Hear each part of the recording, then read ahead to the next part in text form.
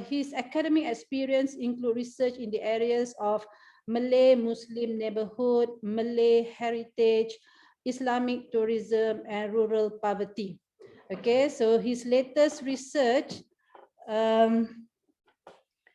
his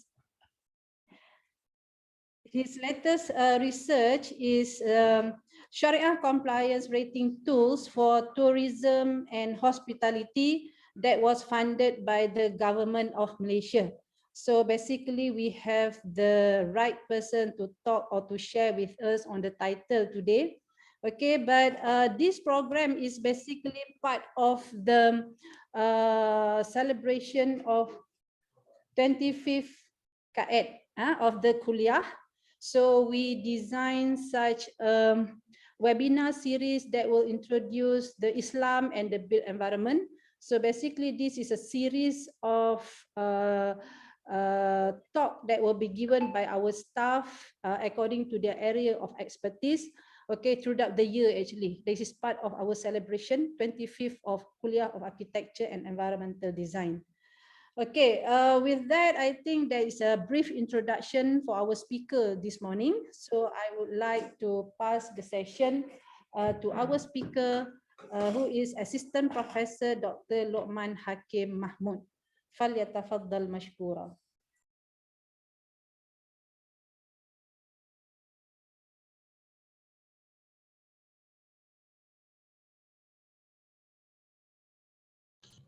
Okay.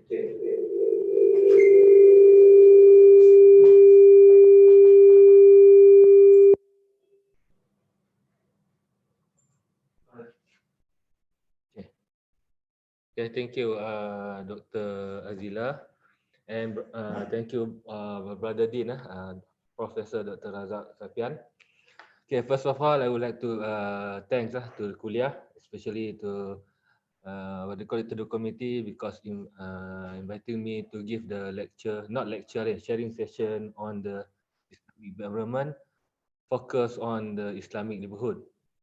Okay, inshallah. For today, what they call it presentation, I want to take not too long. Maybe for our session is about 2 hours, Dr. Azila. Okay. So I was informed by Dr. Azila we have 2 sessions. First session on the lecture and second section on Q&A. Okay. So inshallah I will give the lecture on the about 1 hour, 45 to 1 hour, and then after that we continue with the Q&A. Okay. Okay, slide number. Oh, sorry.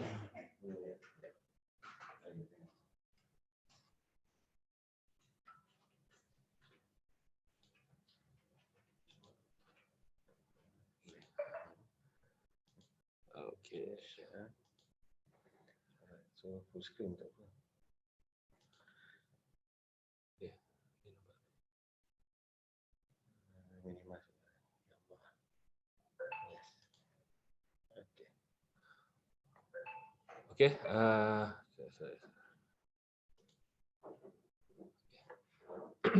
Okay.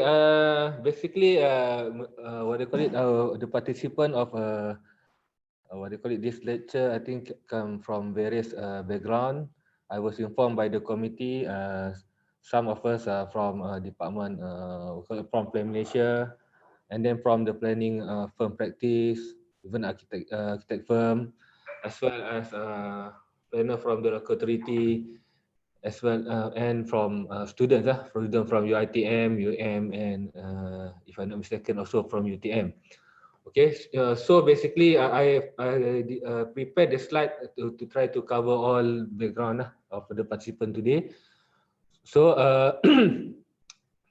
okay, so the content of a presentation or sharing session today, I list 3, what do you call it, 6. Okay, I divide to 6 content. The first one, concept of neighborhood. I will discuss briefly on the concept of neighborhood, and then land use zoning.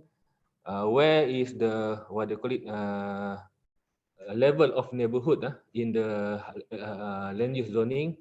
And then the third one is the neighborhood hierarchy.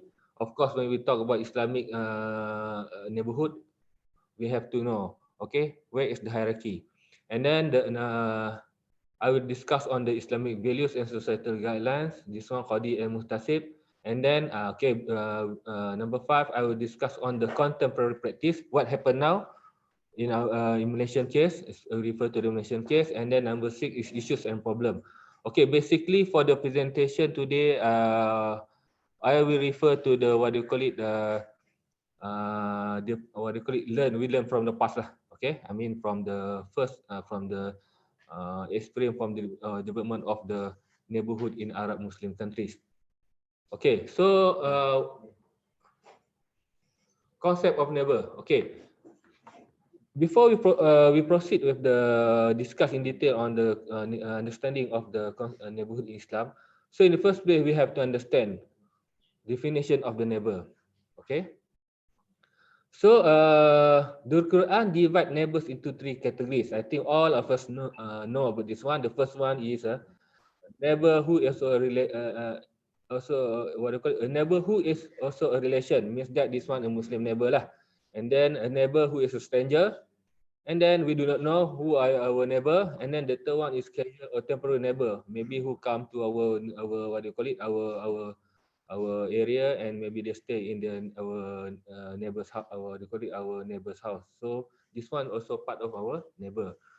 Okay, so all of them are deserving of sympathy, means that we have to entertain them.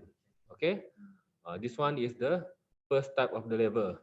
And then according to the Sunnah, Sunnah also emphasizes exchanging visit between neighbors, especially on major occasion, in order to establish amicable relationship. Means that according to Sunnah, when we talk about the neighbor, so basically we have to what they call it, to entertain our neighbor lah, to good things with our neighbor and so on. Means that basically in Islam, when we talk about neighbor, in the first place we have to do good thing with our neighbor. Okay, whether they are Muslim and non-Muslim. Okay, this one is overall concept. Okay. Okay. Of course, you can see there are many hadiths, many Quranic verses, hadiths when they talk about neighbor. So in the first place, when in Islam when they discuss about neighbor, they talk about the social relationship.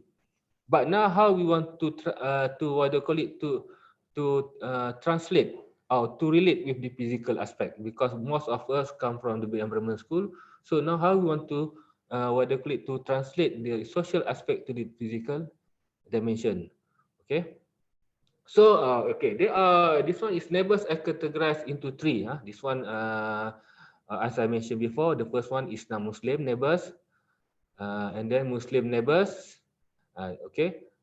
For non-Muslim neighbors, they only deserve the basic neighborhood right. This one we have to respect the neighbors in terms of their right. For example, to get air, water, and so on. Okay, also to do good things with them. Okay, for Muslim neighbors, they deserve 2 neighbors right. The right as a neighbor and the right as a Muslim. What are the right of the Muslim? For example, give salam. Maybe if they are what they call it, asnaf, maybe they have right to get zakat and so on. Okay, and then the third one is Muslim family neighbors. Okay, al-Muslim, this one, the first one is non-Muslim, the second one is Muslim, the third one is your relation. For example, your cousin and so on. They have 3 right. Okay. So this one is basically, again, when we talk about Islam, in teaching of Islam in the beginning, they talk about the right or social value aspects. Okay. And then, okay, so now the question is, where are the boundary? Okay, sorry, neighborhood. Okay, the term there. Okay, so the question of the perimeter or boundary of the neighborhood. Okay, so what are the perimeter? Where are the boundary of the neighborhood? Neighbors. I mean, where are the boundary of our neighbor? Is it 1 kilometer, 3 kilometer, 4 kilometer? This one is the question now. Where are the boundary or the perimeter? Okay, according to Ashafi and Bali, the right of neighbors apply to 40 houses like this. Okay, like this and like this and like this. And he pointed to the front, to the back, and to the right and to the left. This one based on the hadith. That's why according to Ashafi, 40 unit of houses from every angle. Okay. So maybe 40 times 4, 160 houses. Okay. Okay, sorry, I see the slide now. Okay, and then this one from Imam Shafi'i and Hanbali. Okay, from Abu Yusuf, A companion of Abu Hanifah said, okay, neighbors are the people of the locality if they pray in the same mosque or same masjid. Okay, if the people of the locality are divided between two small masjid that are close to one another, then they are all neighbors. But if the two masjid are big, then the people of each masjid are neighbors to one another. Okay, as for cities in which there are tribes, then the neighbors are defined by branches of the tribes. Okay, that's why from this one, according to Abu Hanifah, one neighborhood, okay, the perimeter of one neighborhood based on the masjid or musalla. Okay, so if you want to define to make boundary, so you have to know where are the resident of the settlement, where is the what do you call it, the masjid of the what do you call it, the masjid for this resident, or mosque, musalla and so on. Okay, so the third one is according to Imam Malik, neighborhood is the neighbor living next door, one of the direction or on opposite side of a narrow street with no barrier, like a big river or the lake, not like separating of the two houses. They also have that the neighbors may also be those who pray in the same masjid to or one or two neighbor masjid, unless the perimeter for the neighborhood is already set otherwise according to the custom of people in any given community. So what means that according to Imam Malik, again, the focus of a neighborhood is banned on the masjid or musalla. So, but this masjid, this neighborhood cannot, they are not separate with the big barrier. For example, river, lake, and so on. But nowadays, maybe LRT station, highway, and so on.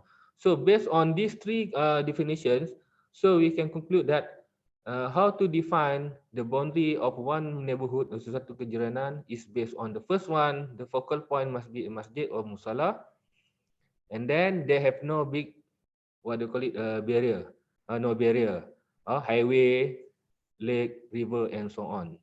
Okay, this is the how to define a neighborhood. Okay, again, so is it practice today? I think most of you will be aware. We practice, but later on, of course, I will discuss it, what happened now. Even though we practice, but what happened now? Okay, so this one is the perimeter and boundary of the Islamic neighborhood. Okay, okay, this one, the key point here. Okay, respect your neighbor. So what is the boundary or perimeter? Actually, is 40 houses in each direction. People of each masjid are neighbors. Neighbors are defined by branches of the tribes. What do you mean that? Tribe mean, for example, this one is based on the practice from the previous Muslim, what do you call it, previous what do you call it, during the traditional Arab cities, they divide the what do you call it, settlement based on the tribe. Okay. So as, in conclusion, the concept of Islamic neighborhood originated from a development of a single unit into the forming of a city. The most important aspect in the Islamic neighborhood concept is the good relationship between the neighbors. Therefore, the most basic place of the neighborhood as a center of integration is the surah or masjid. Okay, so masjid or surah become a center of the integration. Okay, as such, the public has to have supporting facilities such as education, business area, working area, and recreation. Okay, this is a basic concept of the neighborhood. Okay, so this one I want to what they could, not to share and not to highlight lah, just to what they could. Sometimes we have to think about this one.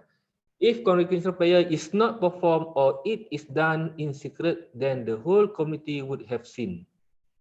Okay, and the leader of the committee should act against them. This one, what I want to highlight here is the important to understand, to know the boundary of one neighborhood. Okay, this one I think, okay, this one, you know lah, this one. If you not perform, if one committee or one neighborhood, if they not perform solat jamaah, so the whole committee will get sin. Okay, okay. Okay, this one is what do you call it? Quotation from Ahmad Farid Mustafa. The neighborhood of or district in Arab Islamic town is highly autonomous. it is street, markets, and public spaces possess the character of semi-private space. Okay. Extended families, kinship groups, and related individuals move about the neighborhood freely, but the outsider is immediately recognized and frequently made to feel an intruder. So that's why in this case, from this quotation, you can see in terms of the first one in terms of the privacy, and then the second one is in terms of the what they call it family relationship. Okay, and then the third one you can see the overall concept. This one more on the what they call it perimeter of the neighborhood. Okay, you can see what they call it the hierarchy of space in the traditional area. You can see this one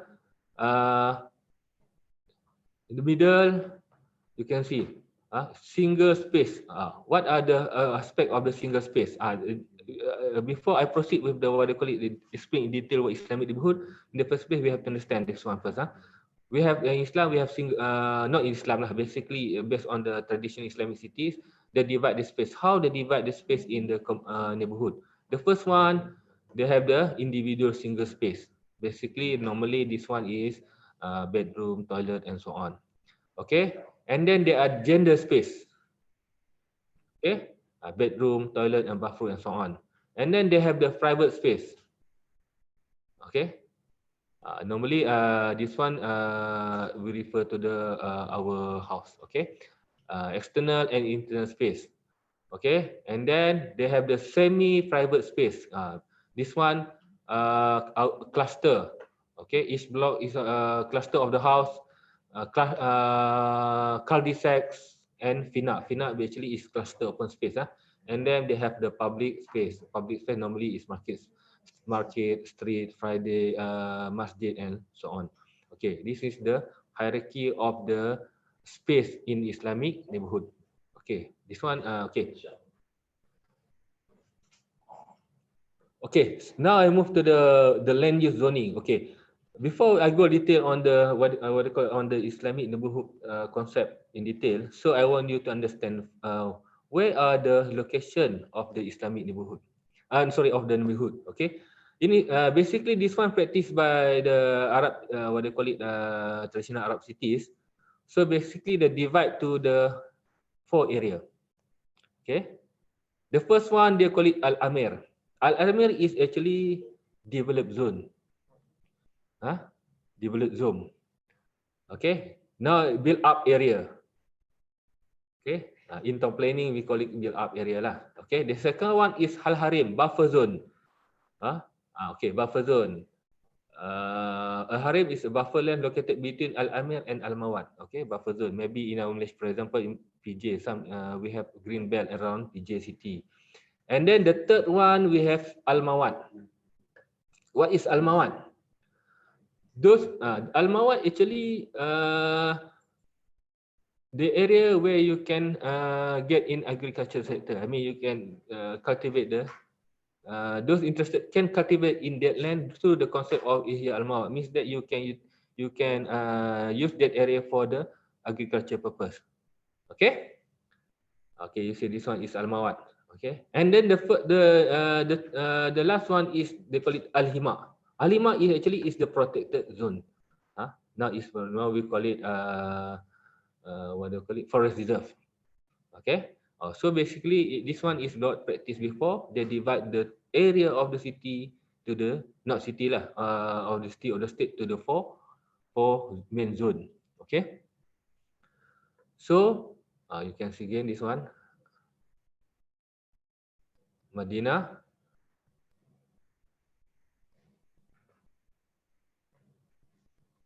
okay. So actually, residential is one of the land use in Al-Amir. What is Al-Amir is the what do you call it built up area. Okay.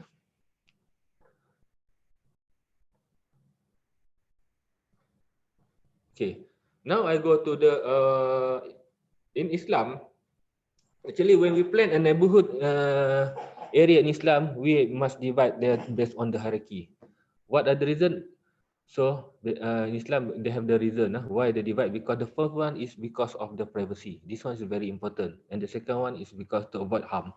Okay. So, the neighborhood in Arab Muslim cities was planned according to hierarchy in order to preserve the privacy of inhabitants. Okay, privacy, again, the keyword safety and individual right. So there are three main points: privacy, safety, and individual right. As I showed to you before, the what they call it, the diagram, we have the individual space, gender space. This one, how they translate this, what they call it, the right to the what they call it, the privacy, safety, and indirect to the space. Okay, the highest hierarchy is qitah. Okay, what is qitah? I will explain later on. Followed by sub qitah, actually is mahalah, and then followed by sub qitah. This one they call it dur, and the last one is the house. But for the presentation today, I will cover three things. Qitah, mahalah, and dur. But the house, of course, we need the special. Later on, I believe we have a special. We have the webinar input by focus on the Islamic house. Okay. So you can see this one is from the diagram. You can see this is a qitah. Sorry, this one the city. Okay, one city, and then all the circle one. This one consider qitat or qitah. Okay, actually, if you refer to Kuala Lumpur, the area, for example, Kuala Lumpur is a one city, and then refer to the what do you call it, area like where Taman Tun is considered as one part of one qitah. Okay. And then we have sub qitat or qitah, and then this one sub qitat is mahalah. Those who are from UIA, you remember, you know lah mahalah. Okay, and then sub qitat is dur. Dur is actually a small unit. What do you call it? Small numbers, a few numbers of small unit of houses, and then the last one is the individual house. Okay. So what is qitat? Qitat is an amalgamation of several mahalat. Okay, so mahalat actually is a what do you call it? Block of houses. Okay, mahalat is as resident. Oh, sorry. What do you call it?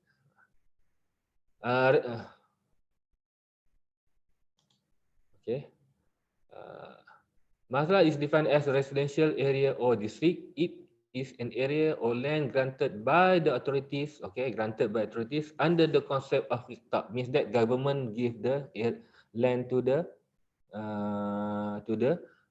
what do you call it, to individual, okay, to a specific tribe. Okay, in early Islam, okay, during the Prophet time, when they divide an area, basically they divide to a specific tribe. Therefore, they have the reason for Bani Hashim, Bani Hamzah, Bani, and so on. Okay. A qitat is defined as the ruler allotting a piece of land to an individual. But in Malaysia now, not in Malaysia, I mean, what kind of practice in Malaysia now? Actually, we not zone the area according to the tribe or maybe to the race and so on. Okay, this one because this one is what they call it, free country. Is up to you. Okay, but of course later on, you can see what we can learn from the practice of the Prophet. Okay, even this one not considered hadith, not hadith from Dr. Azila. This one practiced by Rasulullah, but at least we can learn lah. This one not us. Okay, this one good thing. What happened, for example, what happened now, the issue of the church in the majority of Muslim area, Muslim settlement. Okay, at least when you see what the practice before, you know lah. This is one of the reason Rasulullah try to avoid. Okay. The qitat is assigned according to the right of clan, is residential quarters occupying by the same tribe. Okay, as mentioned before. Okay, you can see later on, I don't know, maybe the committee will share the slide. So this one is the, what they call it, as reported by Yaquts. When the Prophet arrived at Medina, he granted the dur and quarters to the people. Thus he marked a qitat for Bani Zahra. This one they call it tribe. Okay, in a part of place behind the masjid. Okay, and granted Abdullah and Utbah, the son of the Mas'ud, the well-known qitat near the masjid. Okay, what I'm trying to highlight here is Rasulullah did is they divide the area or zoning of the residential area based on the tribe. Okay, of course you will ask, is it practice today? Practical today? Okay, you can. I mean, I don't want to answer lah, but you can think what is the good things from this exercise.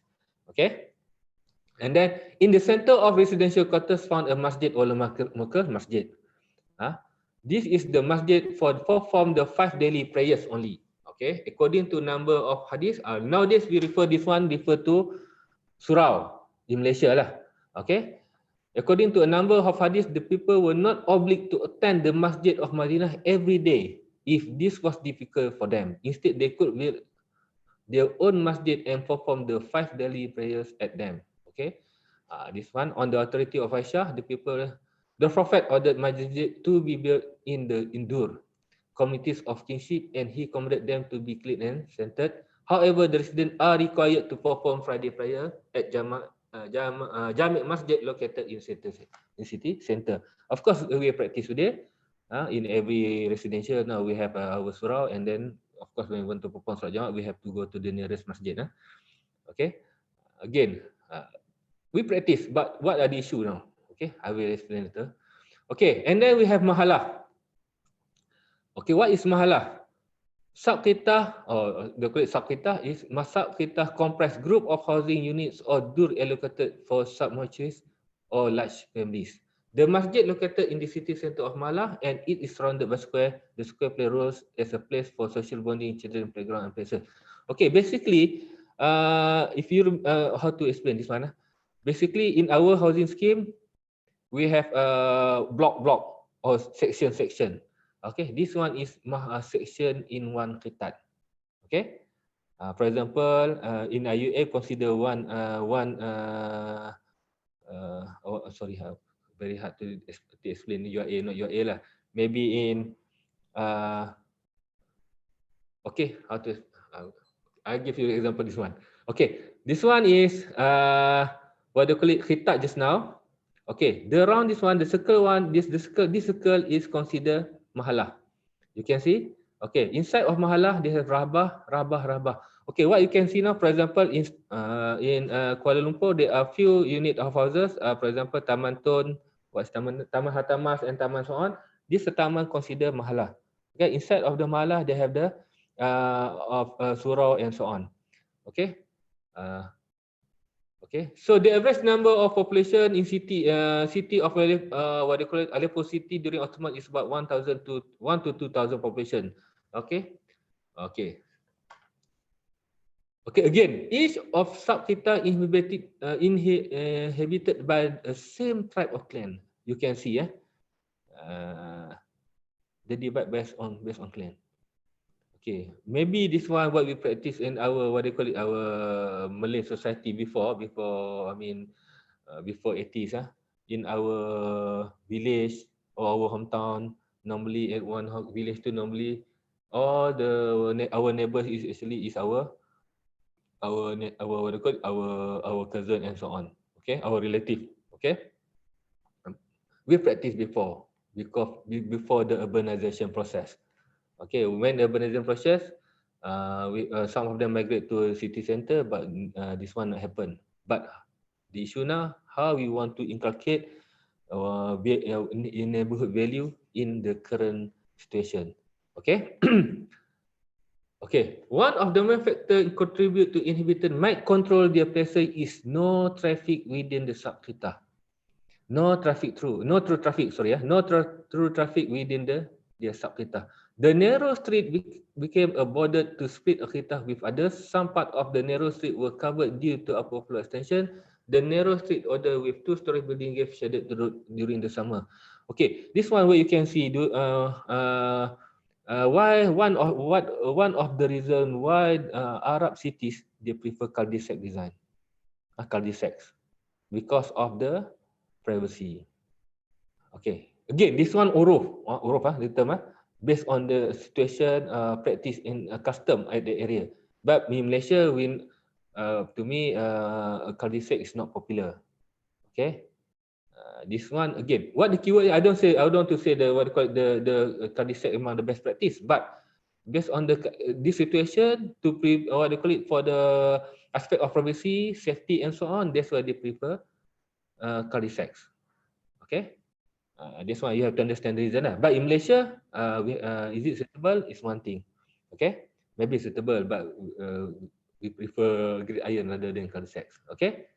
Okay. They have the reason why the what they call it, the design of the house, most of the house go for the cul-de-sacs. Okay, and then okay, another aspect in Mahala is Gustan. This one for landscape for the landscape. They provide landscape area or open space area. They call it Gustan or urban garden. Urban garden is another important social point connected between the masjid and residential buildings and houses. So, as I mentioned before, the focal point of the neighborhood, the first one is masjid and surau, and the second one is bustan or open space. Okay, there are two types of garden. The first one is they call it the garden or bustan. Its area is big. The agriculture is varied, vegetable, fruit, and so on, and fruit trees are spread through its edges. This area provided the daily needs of vegetables and fruits, and their area on average is 12 to 15% of residential neighborhood area. Maybe in our practice today, every neighborhood, every residential area, we have to provide 10% open space. Okay, but during this time, normally they provide 12 to 15%. But actually, to me, this one more on the urban community. Urban, what do you call it? Community garden. Because they provide everything. But actually, this one. That's why some people said, some scholars said, actually what happened, what do you call it, contemporary refer to the Western countries. What the practice, even though we prefer to the Western countries, actually Western countries also refer to the practice of the what do you call it, Muslim cities practice in terms of design of the city, neighborhood, and so on. Okay. And then the second one is Makhashim. Its area is smaller than gardens area, and vegetables are planted in it. Okay, this one more on the community garden. Community garden. Okay, so you can see. I think this one now in Malaysia we practice this one. We provide open space, and then in the same time we highly encourage the community involved in community garden. Okay. Okay. And then okay, the keyword here is what they call it, interaction between the resident. So that's why they provide masjid and surau, and then the second one is open space. Okay, the third one is dur. Okay, dur actually is what I can say here. For example, what they call it, in housing scheme we have what they call small road. Not small road. We call it what they call it, row. This row we consider a dur. Row of houses. Okay, this one we consider dur. Okay, the third hierarchy of settlement Arab Muslim city is residential quarter or dur. It is group of houses located around a common courtyard known as a wekala in Arabic. It is dead end road or cul-de-sacs, or cul-de-sacs connected from semi-private road. From this courtyard, found doorway to each houses. I will show the diagram later on. Okay, the courtyard considered as semi-private space. Okay, it is used exclusive by occupants of the houses surrounding the courtyard. Okay, what I want to mention here, the third hierarchy in Islamic neighborhood is the dur. Okay, actually dur. This is dur. Okay, you can see unit of houses. This was the road, and then this one fina. Fina actually is communal open space. This one. This is a dur. Okay. Actually, it's dur. What practice before? They give to the what do you call it? What do you call it? Also based on the family types. Okay. Your father, your mother, and then your sister, and so on. Okay. They stay in one dur. Okay. So this one again practice in Arab Islamic countries before. Okay. Okay, so this one I want the physical. Okay, this one what I want to try to highlight from this slide actually. That's why in Arab countries, if you read the history, for example, in what do you call it, Syria, what's the time? Damascus. Okay, Damascus cities Actually, the original design of the Damascus city is grid iron. And then later on, they convert to, not convert, they transform or convert to the cul-de-sac system. Okay, what? Because of the reason is because of the concept of the privacy, safety, and what do you call it? Privacy and safety I mentioned just now. Okay, so you can okay. This one I'll give you an example. A settlement is established at a spontaneous or planned settlement.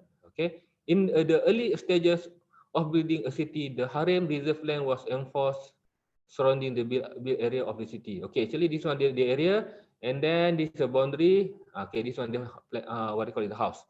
And then most of the juries required the local authorities permission to occupy a mawat. Means that those want to come to this town, you can what do you call it, build your house around the town. Sorry, around the outside of the boundary, and then you can plant everything. Okay.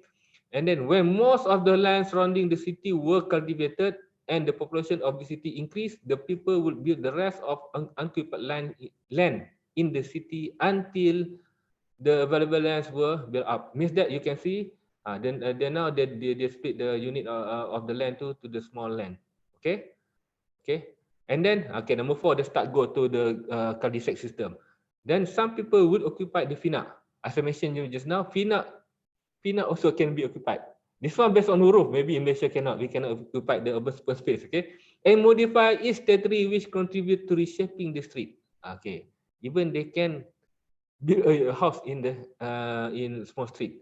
Others would subdivide or combine the properties to house more people. Sorry, where is it? This might require establish a new road or closure of the existing one. Okay, this one what the reason why what do you call Damascus city, the transfer of Damascus city from grid iron to cul-de-sac. Okay, of course actually this one why, because the reason I mentioned to you, because this one in terms of safety and privacy. Okay, and then in terms of the clan, because one normally then endure they occupy 3 or 4 families, most of them are relative. Okay, that's why the concept of cul-de-sac ni more on the relative, okay, concept. Okay, so you can see the idea what the transform from grid iron to cul-de-sac. Okay, now I move to 10:30 dah. 10 minit. I have 30 minutes. So Islamic values and societal guidelines, Qadi and Muhtasib. Okay, not in terms of how to control the city. Actually, not in terms of the physical aspect. And at the same time, they also introduce what they call it social. I have to call social. What they call it? This one they call it social. Islamic social societal guidelines. They call it social police. Something like that. Okay. So the first one is the Qadi.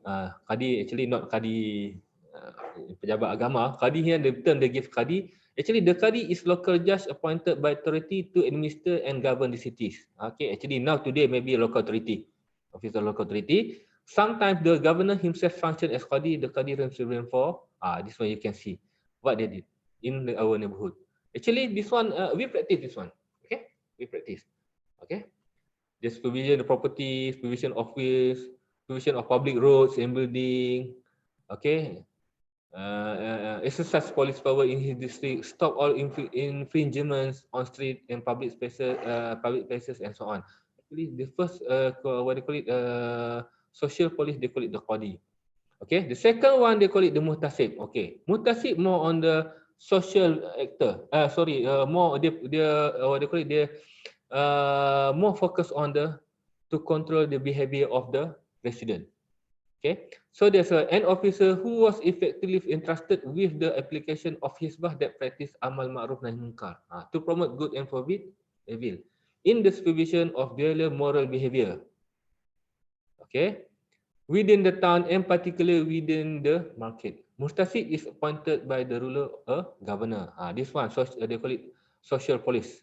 Okay, more on the behavior of the resident.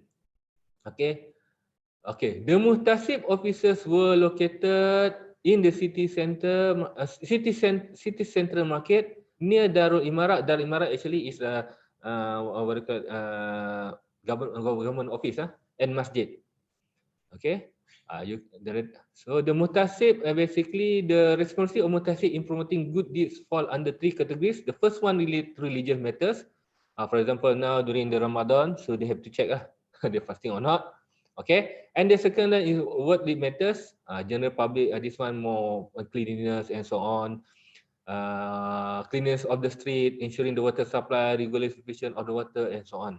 Okay, the basic needs. Okay, and then the third one is mixed character, to act on his own initiative, while in the latter case he acted only in complaint was lodged. Meanwhile, this one to entertain the complaint and so on by the residents. Okay, this one is the role of mutasib. Okay, so if you can see just now, the Qadi more on the technical aspects. Okay, mutasib more on the what do you call it, social, more on the social aspects. Okay. Okay. So means that when we talk Islamic neighborhood, okay, in our neighborhood, not only we have the focus on design, but in the same time in our neighborhood, maybe today we have the community, we have persatuan penduduk, what do you call it, persatuan penduduk, residents of society association. Okay. This one part of the consider part of the Islamic neighborhood concept. Okay. Okay. Now we go to the contemporary practice. Okay. What happened now? Now in Malaysia, how we divide the neighborhood? Okay. Basically in Malaysia we have this one from the study. There are 5 categories of neighborhood or qaryah in Malaysia. They call it villages, housing estate within a villages. Maybe some of village too, they divide they have subdivision inside of the villages too. And then villages and housing estate, they combine villages and housing estate, they have one masjid. And then housing estate, purely housing estates, housing. And then the last one is government reserve. Government reserve, of course, we can see this one like police quarters and so on. Okay, basically there are 5. Okay, so you can see the first one is villages, masjid area that is formed by traditional villages. Okay, this one maybe in our what they call it in Malaysia. This one we can refer to our kampung, our hometown lah. Okay, one masjid, one village for one masjid. Okay, okay. Village boundary act as qaryah or boundary. You know exactly where's the boundary of the qaryah. For example, qaryah A, masjid A, you know the qaryah, the boundary of the qaryah. Okay. Okay, and then second one, housing estate within villages. The qaryah that fall under this category are the traditional villages with agricultural lots that have been developed into planned residential areas. Mean that there's subdivision inside the subdivide inside of the village. The congregational of the residential areas are part of the village masjid qaryah, and their affairs will be administered by the village masjid. Means that, for example, in one kampung, they have vacant land, and then developer came in, and then they do subdivide, and then this new housing school, this what do you call it, this housing scheme, part of the masjid qaryah. Okay, part of this qaryah. Sorry, part of this qaryah. Members or qaryah members of this masjid.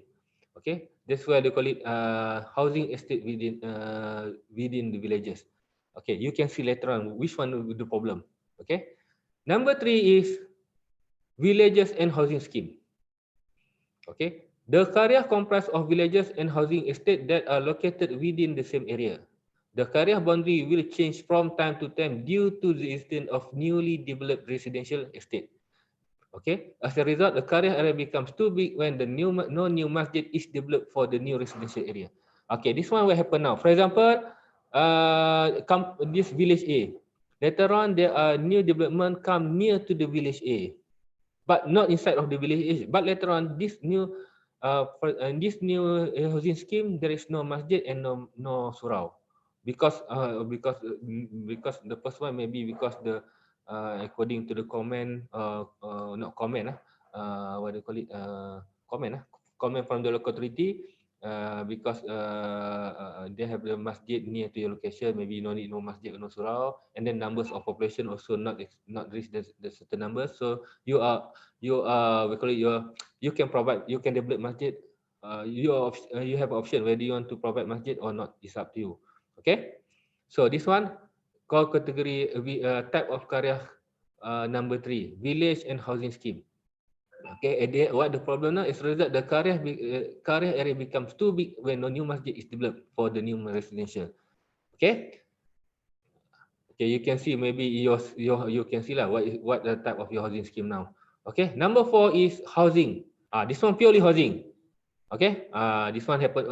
For example, masjid karya that are formed by planned residential estate at the asjad karya. Okay, for example, 3 or 4 new housing scheme, they share one masjid. Okay, this one what they call it, karya number 4. Combination of several housing areas created one karya. Okay. Okay, the issues now. What are the issues now? Okay, the first one is small numbers of provision of masjid mainly due this factor. The first one, sorry, maybe some of you from the local authority, okay, weakness in town planning practice.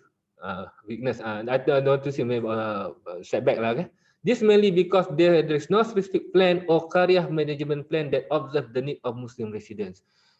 What I want to say here, because in addition, these guidelines used are not parallel with the guidelines set by Majlis Agama Islam Negeri. What I want to say here is actually our planning system actually based to depend on numbers of population, based on the radius. Okay, this create problem. Okay, because actually when we plan for masjid neighborhood, actually we have to go back to the concept of Islamic neighborhood, what I explained before, based on Imam Hanbali, Imam Shafi'i, actually based on no barriers, one masjid, no barriers, no, you have to look, or you consider all these things when you what do you call it, you you plan a neighborhood area. Okay, one example maybe what we can do now in town planning practice, in local plan we have block perancangan kecil, small planning block. Okay, small planning block, what we can do, our small planning block when we plan based on karya system. Okay, so means that one small planning block refer to one masjid. Okay, this one I think at the end of the day you can plan properly your public facilities and so on. And this one actually from my observation lah. Okay, what we practice before, we have practiced now, but this one is one way how we to improve lah our practice. Okay. Okay, the second one is weakness of pejabat agama to give review and feedback. Actually, this one not a weakness because no expert from pejabat agama, because they are no expert in pejabat agama on aspect on this aspect, or actually on to give comment on the kebenaran merancang, what they call it, development order. Kebenaran merancang, what is it? Planning permission. Okay. So as a town planner, what we can do, we have to do the best thing lah. Our level best to provide the best what they call it, housing or residential area for the public based on the Islamic concept lah. Okay. This is due to the lack of the expertise and supporting equipment such as GIS and so on. Okay. And then the construction of masjid takes a long time, although the site has already been allocated by developer. Okay, this is one of the reason. Sometimes because our, I don't know how to say, because actually sometimes when we go for planning permission, the developer they allocate an area for masjid. The issue now, sometimes they took too long to construct the masjid. Okay, for example, this one what happened in Rawang, if I'm not mistaken, at one time is Taman Tasik Putri. They have no masjid, and they have got to travel to Rawang, about 20 kilometer. So, but later on, of course, the Pejabat Agama Islam Negeri they allowed to SBPI, Sekolah Bahasa Melayu Rawang, to conduct a masjid solat jemaat. At that time, I got complaint. Now I got complaint because this one, when I do the research, this one of the weakness of the system lah. Okay, what to do now? Okay, maybe in local plan, in local treaty, if you see there is no masjid around them, so what you have to do in your what they call it, in your development order, you give the first syarat, okay, or condition. Okay, you have to construct masjid first, and then later on you can proceed with the construction of the house and so on. Okay, this one I think this one is the role of the local treaty. Okay, and then for a newly developed areas that is large and isolated from neighbor areas at the absence of a masjid for a long time. Okay, this one I mentioned to you just now. I shared with you just now. And then, okay, sorry. The study also found that the distance factor has not taken into consideration in locating masjid. These barriers such as busy road, highway, river can cause a area separated into two. Logically, these barriers should be treated as a boundary themselves. Okay, this one what happened in, if I'm not mistaken, in Puchong. Okay, when they give the what they call it approval for the development, actually this development divided to two area. This residential area divided to two area because one separated by highway. So they provide only one masjid or mosque, a masjid. So masjid and surau. One masjid, not masjid. Sorry, this one is surau. So the reason is they said because uh, the number of population is enough, so you only need one surau. So at the end of the day, what happened to the resident? They have to travel, they have to cross the highway, and then they to perform solat Jumaah. Okay, this one is one of the weakness lah. Okay. Okay. There is a problem of identifying the current status for resident of newly developed area. Okay, this one what happened? New residence. This one happened as mentioned to you. Karya type of number three. Karya masjid. A housing scheme a housing scheme near to the village area. Okay, they do not know where is the karya. Sometimes the masjid they won't accept this resident because they student because this masjid were full. It's not full mean here they cannot cater again. So they don't want to accept. At the end of the day, this masjid sometimes they have to what do you call it this residential area have to include in what do you call it to the nearest masjid. Okay, to be included as part of the karya anak karya. Okay, this one also happen in Malaysia now. So this is the problem of the.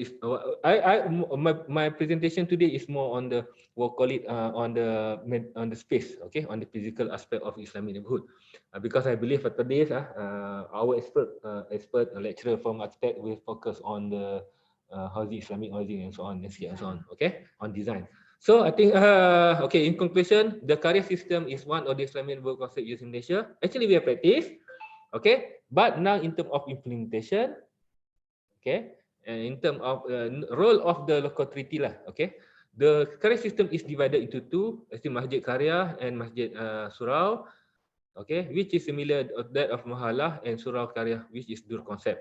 Both neighborhood hierarchy emphasize on the Islamic worship place as a focus. We practice in Malaysia.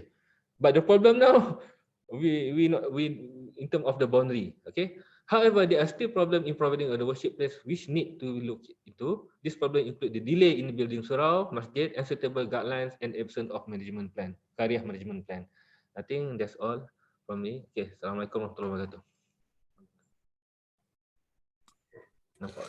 Okay, thank you very much to our speaker, Assistant Professor Dr. Lukman Hakim. So basically, we have heard to his presentation. So among the points that we can learn from the presentation, okay, I will deliberate a bit on the title.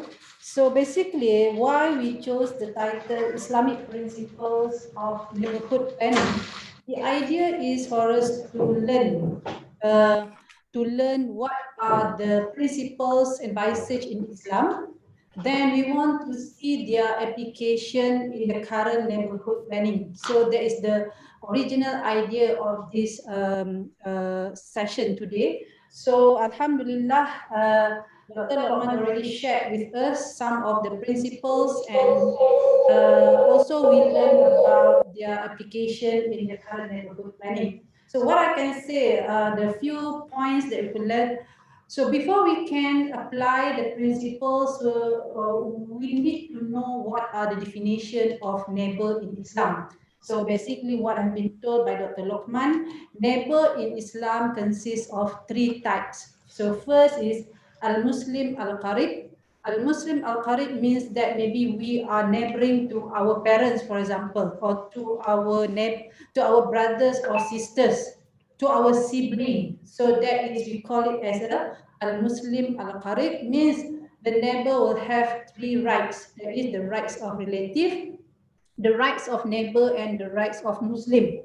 So this will implicate the planning, what the planning would be of the neighborhood later on. So secondly is al-Muslim al-Ajnabi. Al-Muslim al-Ajnabi is, it could be our Muslim friends, okay? So it could be our colleague, okay, who reside next to our house and become our neighbor. So basically for this type of neighbor, they will have two rights. That it is the rights of Muslim and the rights of neighbor. And then the third one is al-Zimmi al-Ajnabi. Means that we may have our neighbor as a non-Muslim, okay, as a non-Muslim, then we should treat also, but definitely he or she will have the right also according to Islam, that is the rights of neighbor. So still we need to treat them as our neighbor, because that is the rights owned by this Azimmi al-Ajnabi. So I think we may know what is the difference between Azimmi and al-Harbi. Okay, so in this case is Azimmi al-Ajnabi. So means that these are the basic principles that we learn, get to know our neighbor, then we may do our planning accordingly, okay, by knowing their rights, whether they have 3, 2, or 1 rights. So that is basically the definition of neighbor, physical neighbor according to Islam. But if we refer to the other interpretation of neighbor, especially from the law cases, basically neighbor is also we define as our, what is close to us actually. So here what we, so maybe we are so in proximity with the in the environment. So it's also regard as a neighbor to us, that we should treat the environment as well. That is another interpretation of neighbor that we could learn from one law case actually, Donoghue Stevenson case. Okay, so that is the perspective of neighbor. Then Dr. Lukman also share with us about the boundary of neighborhood. What should be the boundary of neighborhood? Then we quoted few definition of boundary from the Muslim jurists, as shared by Dr. Lukman just now.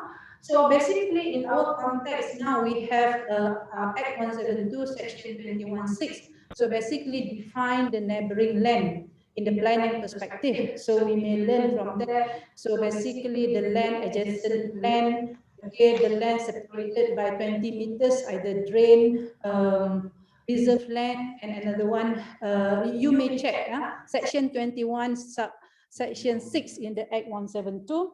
So define the neighborhood, okay, the neighboring land basically. So what is more important, how we are going, how we should learn the principles of neighborhood boundary from Islam, so that we can apply in the contemporary planning practices. So basically to me is more, it requires interpretation actually. So when we see the opinion given by the Muslim jurists just now, so it is open to ijtihad, to interpretation, that we may adjust according to our current needs, but based on the principle and advantage in Islam. So basically, what are the principles that we can learn from the boundary just now is about functionality. So how far the demarcation of the neighborhood will help the society to uplift the well-being of the society. Okay, that is one thing, the well-being of the society. Secondly is about the effective administration, how the boundary will determine the effectiveness of the administration. Of course, if it's too small, it becomes wastage. But if it's too big, then it becomes ineffectiveness in terms of how we are going to control that. Okay, and another thing is about socialization, because we can see there when Dr. Lukman share with us how the congregational prayer become the pertinent issue here, is basically what we can learn here is basically Islam teach us to be in unity. So that's why the neighborhood planning must take into account the congregational prayer, the location of mosque. So that is the spirit behind actually. So we cannot just see a mosque as a physical thing, neighborhood as a physical thing, but what we learn from the Islamic principles about the congregational prayer that should be performed in mosque, so mosque must be in the neighborhood. There is a reason behind actually. So in Islam, we talk about al-ikhtilat. Al-ikhtilat is a socialization, ability for the community to socialize so that it will create unity. So that is among the things that been emphasized in Islam. So there is one hadith just now is when it said 40 houses from every direction. So this is indication of the ability of people to socialize. Okay, so maybe if you want to call for kenduri, so if we want to have a gathering, so that would be a limit. But definitely when we talk about the transboundary, so it may go beyond that actually. Okay, so that is the third principle that we can learn is the neighborhood boundary must be able to cater for the socialization. Okay, the third one is I can see throughout the presentation from Dr. Lukman just now, he talked a lot on the mosque. Okay, on the mosque, the location of mosque, a landmark, mosque as a focal point of the neighborhood planning. Okay, the reason being, when we learn from the migration of the Prophet to the Madinah Al-Murawwarah also, this is the first building that been built by the Prophet. Okay, so what is the lesson that we learn here? So basically, it is about spirituality. That is the first thing that the Prophet or Islam propagates for the planning, for the neighborhood planning, for the planners to put into account that is about the spiritual content first. This is spirituality. When we talk about spirituality, it is unseen thing, basically. So how the planning could visualize this through the planning of mosque in the neighborhood is very important. Okay, so that is the first thing that been established by the Prophet. There must be a reason. So that's why that's the principle that we can learn. That's why the mosque or the musalla or the surah is very pertinent. But you can see in the issues and problem highlighted by Dr. Lukman just now, we can see always the musalla and mosque become the latest part lah. Sometimes the place is there, is designated for that, but the building of the mosque or musalla is sometimes it will take time. Okay, we need to have the people to work for it later on, only then the mosque will be built. Okay, that is the third principles that we learned from Dr. Lukman presentation just now. But I just want to share a bit lah. This is for the planners to think about. Because I just had a discussion with the Majlis Dakwah Negara basically just last week when I become a panelist for that forum. We discuss and we argue whether mosque as a pusat ibadat or pusat kemasyarakatan. Okay, pusat kemasyarakatan. Because in current practice, we have mosque and then we have also Dewan Masyarakat, community hall. Okay, it seems like the role of the mosque it used to be as a pusat ibadat and pusat kemasyarakatan, it has been separated. Okay, that is the first argument actually. Whether it is true or not, it depends on the situation basically. But physically, that is what we can interpret. Okay, because we used to learn that mosque as a pusat ibadat and pusat kemasyarakatan, but now we have also Dewan Masyarakat. In fact, if we have the mosque and that is still with the proper planning and management, it can play both roles actually. So it's as a pusat ibadat, it can be as a pusat kemasyarakatan. About the non-Muslim, Islam doesn't prohibit non-Muslim to be around the mosque or in the mosque, but with the adab, provided that is a certain rules and regulation to be followed. Okay, so means that mosque can play a role as a pusat kemasyarakatan, including for the non-Muslim. So, but how the planners will take this as a challenge? So, how the architect will take this as points to be taken during the design of the mosque? It can be discussed further actually. Okay, the last point that I learned from Dr. Lukman presentation is about Qadi and Muhtasib. Okay, Muhtasib. Okay, this is about the how we govern the neighborhood. Okay, how we govern the neighborhood. So we currently I think we are quite well managed or well established when we have Act 172 is to govern the physical neighborhood, and Act 171, that is Local Government Act. So basically about talking about how to manage all these things about the nuisance, all those things. It play a role as a mustasib. So I think what we can see from the Islamic principles that have been tabulated or be shared by Dr. Lukman, a bit we already have in the current practice, but a lot more that we can improve.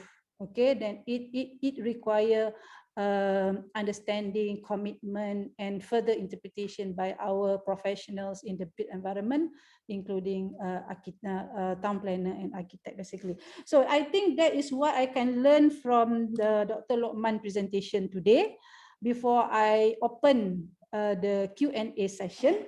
Okay, so I think we can start our Q&A session. If any participants who have the questions, you may either write your question at the chat box. I will read and then they will be answered by Dr. Lukman.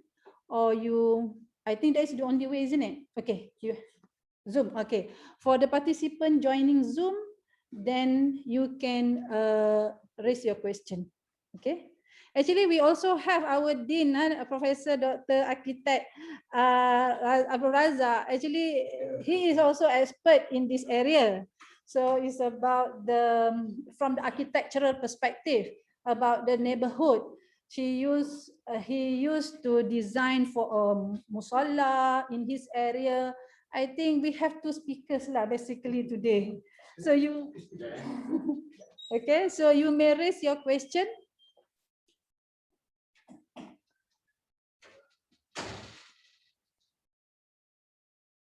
Okay, so far we have just for the slide, share the slide. So basically, Dr. Halila already answered that we will upload the slide.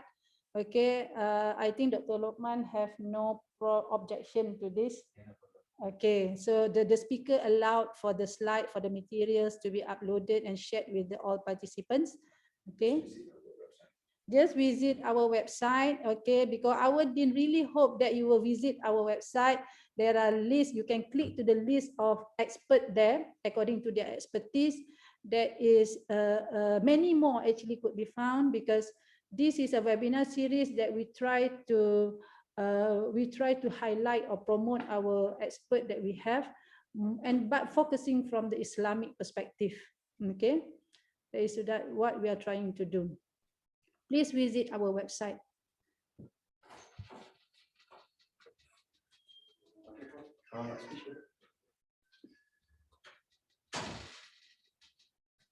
Okay. So I think while participant is still thinking what's question to be raised to our speakers, so maybe our architect, Professor Architect Dr. Abdul Razak, you have anything to add? So it's about your experience in designing musalla in your neighborhood area. So falyatafaddal. Thank you very much, Dr. Azila, and also thank you very much to Brother Lukman, Dr. Lukman, for having a very fruitful discussions on the topic that is been presented just now. Okay, I think Dr. Azila have put a very important point for us to ponder, is actually on the issues of whether the mosque is just only a means for worshipping, or is a mosque is actually to play a very important role as a community center on top of the for worshipping. Okay, this is one of the things I think Dr. Lukman have already emphasized on mosque as a center of communities, okay, in any neighborhoods or in any area or in any housing developments.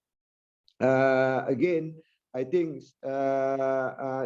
last time, okay, maybe there is a situation where we are putting this kind of development in not a proper locations. Okay, I just take one example of the development of Bandar Baru Selayang. Okay, there is a mosque, but again, the mosque is actually far away from the neighborhood. Okay, and the location itself also quite strange in terms of the location. Okay, it was far away from housing areas and is actually on top of the hill. Okay, and in compare to other community facilities. Okay, like for example the stadium. Okay, the stadium was put in a very strategic location compared to the mosque. Okay, so these are actually the issues of communities facilities that we need to think, especially the professional, the planners. Okay, in terms of approving the development plan in any places. Okay, we have to go back to, I mean, the very basics that in KAED we are actually talking about, which is actually habdun minallah, habdun minan nas, and habdun minal bi'ah. Okay, in which when we are talking about built environment, we try to relate it so significantly to our relationship with Allah. Okay, like for example, when we are talking about building a buildings, okay, and how this building, especially the mosque, okay, or any buildings, okay, and how we are actually using all these buildings in making us a relationship with with Allah. Okay, so again, I think the very principle, the very basic thing in any development or in any building that we design.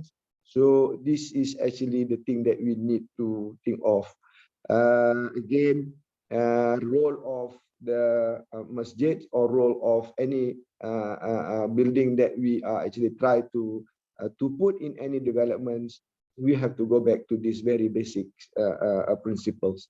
I think that's the few things that we need to consider. Thank you very much.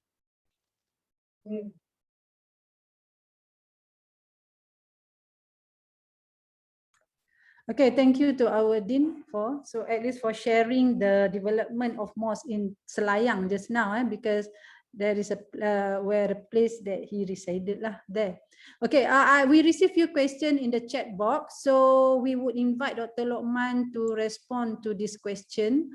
Okay, so when let me read first from Datin Nawina Muhammad Nawawi. Okay, so basically her question is that, is the requirements of masjid or surau in the neighborhood already imprinted in the planning guidelines? As it is after 64 years of independence, Muslims living in various neighborhoods has to apply to have either masjid or surau. What's the progress in this? Okay, we invite first Dr. Lukman to answer this question before we move to another question. Okay, thank you, Dr. Noina and Dazila. I believe that what do you call it, some of the participants is from Malaysia. Maybe we can share with us later. Huh? Okay. As far as concerned, yes. In our planning guideline, in our planning guideline, the college planning guideline and so on. So they already printed highlight, okay, the needs or the requirement to a provision of masjid and surau. Yes, you can check this one in planning guideline. But even if we not provide in planning guideline, for example, maybe we also in local plan also they have one sector provision of public facilities, include masjid. Also, what do you call it? We consider provision of masjid during the preparation of local plan. Actually, our planning system we provide. We have this one. We have the guideline how to provide masjid, how a provision of masjid, so on. But what I mentioned just now, actually this one, of course, in terms of the weakness. Okay, of course, not. Sometimes we have to improve. Okay, because some our planning guideline based on numbers of population, based on the radius. Sometimes based on the nearest masjid and nearest surau. Sometimes this one creates problem. Okay, Again, sometimes provision of the masjid, actually development construction of the masjid and surau is construction of masjid. Actually, the responsibility to construct masjid and surau is belong to the community or the anak karya. Okay, the developer provide the space, the area, and the responsibility to construct the masjid is the anak karya, what they call it, the residents of the community, the community. Okay, this is the problem now. Okay, and then the second one, I can, should I proceed or one by one? Huh? Oh, you read. Okay. Okay. So thank you, Dr. Lukman. So basically, sorry. Okay, yeah, I agree that we already have the planning guidelines for the mosque. Actually, we call it worship places for Muslim and non-Muslim. So you can visit Plan Malaysia website, go to the publication. Under the publication has guidelines, and then there are about 40 plus guidelines in there. Just click at the worship places, Muslim and non-Muslim. Okay, about to apply either this is just for the planning approval because the guideline is stating the specification or the requirements for the design of the mosque or surau, but the submission is about the planning approval. I think architect that they know best lah this one. Okay, I think we move to the next question to our speaker here. Okay, the question is I have read in an article online that one of the principles of Islamic city is Tawheed. My question is, how do we relate Tawheed and Islamic city / neighborhood? Thank you. You answer first. Dr. Azila and Dr. Lukman. Okay. Dr. Lukman said I answer first. Okay. Now, this is a very subjective matter. What needs is the creativity of the planner or the architects. Okay. So in this case, I may say the town planner lah, because you are talking about the city and neighborhood punya scale. How to translate the Tauhid to the neighborhood? Okay, as I mentioned just now, Tauhid is something yang unseen. This is about spirituality. Okay, so we really need to know what do we mean by Tauhid, by Iman. This is something that we cannot see, but we have to have it. Okay, because we talk about Rukun Iman, Rukun Islam, and Ihsan. So Rukun Iman is about percaya kepada Allah. This is about Tauhid. Percaya kepada Allah is Tauhid. Okay, so now how we are going to materialize, how we are going to interpret, to translate it into the Islamic planning and neighborhood, it really need creativity. Okay, and you really, okay, first thing in terms of physical, what we can learn from the migration of the Prophet to the Madinah last time is by building the mosque. That is the first building being built. This is a good example to show how the Tawheed been translated into the neighborhood planning. Okay, that is the first thing. But upon when we have the mosque in neighborhood to represent the translation of the concept of Tawheed, it doesn't stop there. Okay, so it must be reflect. First thing first means that, okay, planner will decide, planner will have a guideline in this neighborhood. We must have masjid and surau. This is to reflect the Tawheed. But then the architect will come in. How to design this mosque that will reflect Tawheed. And then the designer, interior designer will come in. How to decorate the mosque to translate the concept of Tawheed. The landscape architect will come in. How to prepare the landscaping that will reflect the Tawheed. Okay, all these things need creativity, thinking, and understanding of the principles of Islam. That's why throughout this series of webinar series, so basically, we are talking about principles that we learn from Islam. Then we want to see the translation of those principles to the current practice. So that is the main purpose. So this is a good question. Okay, you ask about how to translate something yang unseen into physical, because you are a technical person, you always talk about physical things. So I appreciate it. Okay, so that is my question, my answer. Now we go back to Dr. Lukman. Okay, thank you. Okay, thank you, Dr. Azila.